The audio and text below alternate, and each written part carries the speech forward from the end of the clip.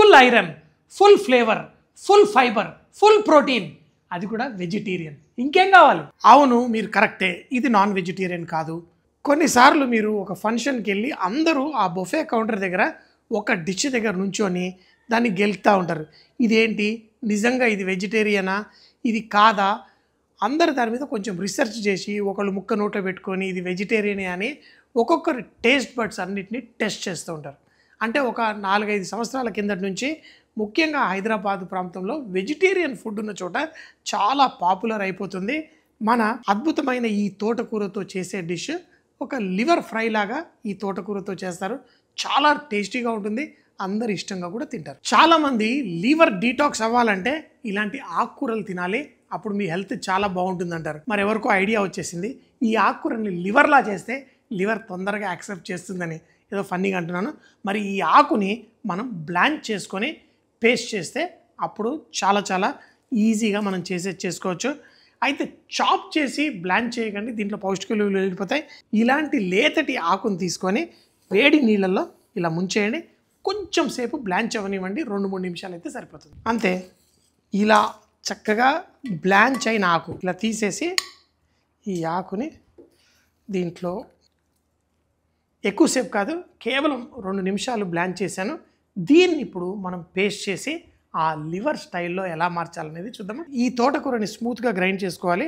ఇలా ఫ్రెష్గా కట్ చేసిన అల్లం ముక్కలు, వెల్లుల్లి, పచ్చిమిరపకాయలు, కావాలంటే కొంచెం జీలకర్ర కూడా వేసుకోండి, జీలకర్ర పొడి. దీంట్లో మనం తయారు చేసి పెట్టుకున్న ఈ తోటకూర వేసి ఫస్ట్ దీన్ని పేస్ట్ చేసుకోండి. ఇలా తోటకూర పేస్ట్ రెడీ. ఆల్రెడీ మైండ్ని ఉల్లు బనాయిస్తున్నాం, కడుపుని చీట్ చేస్తున్నాం, కానీ ప్రోటీన్ విషయంలో నేను కాంప్రమైజ్ అవ్వను. శనగపిండిలో ప్రోటీన్ ఉంటుంది, అలాగే దీంట్లో కోడిగుడ్డు కూడా వేస్తున్నాం.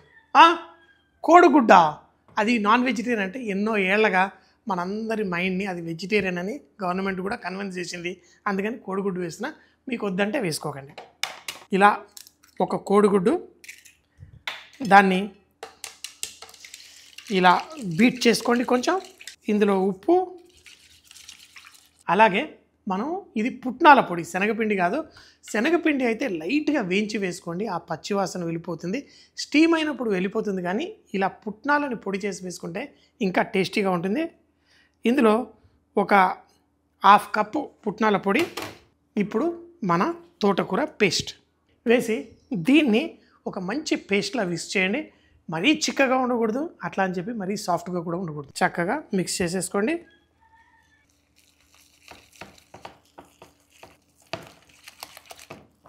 మన ఈ తోటకూర మిశ్రమాన్ని మీరు ఏదన్నా కంటైనర్, ఇడ్లీ పాత్రలో వేసుకోండి, స్టీమ్ చేయాలి అంతే. దీనంతా ఒక కంటైనర్లో వేసుకోండి.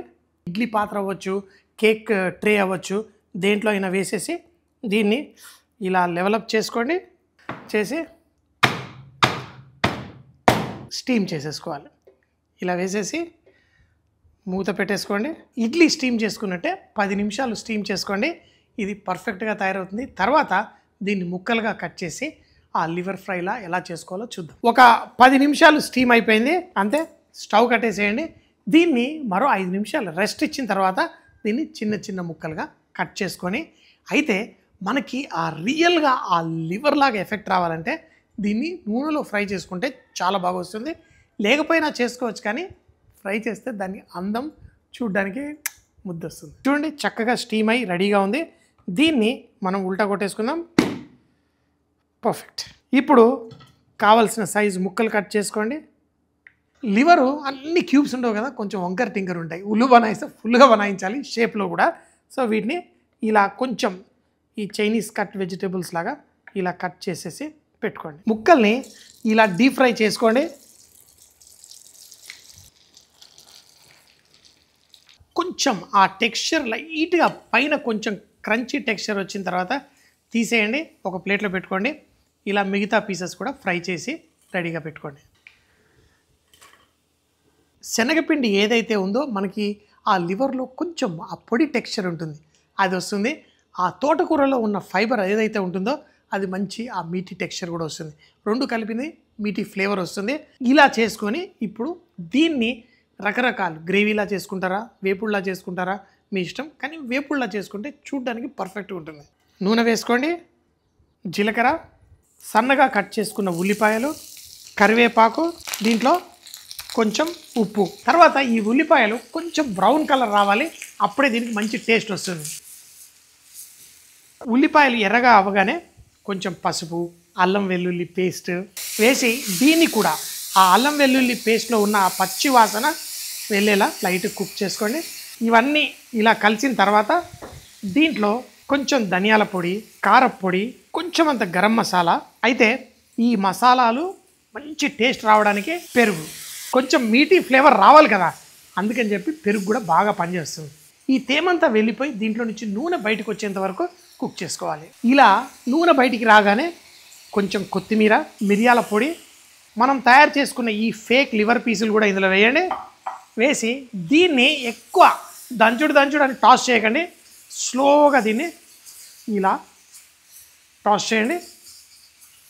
విరక్కుండా, ఆ ముక్కలు విరక్కుండా ఇలా టాస్ చేసి కొంచెం ఆ మసాలా పట్టుకున్న తర్వాత దీన్ని ఇలాగే మరో 2-3 నిమిషాలు కుక్ చేసి చివర్లో చిచుకు అని నిమ్మకాయ రసం వేయండి. అప్పుడు ఉంటుంది అసలైన మజా. ఫైనల్గా ఇలా చక్కగా ఆ మసాలా అంతా కొంచెం నల్లగా అయ్యేంత వరకు ఫ్రై చేసుకోండి. వేడిగా వడ్డించుకుంటే చూడండి ఇలా వేడిగా అంటుంది. ఇలా వడ్డించుకొని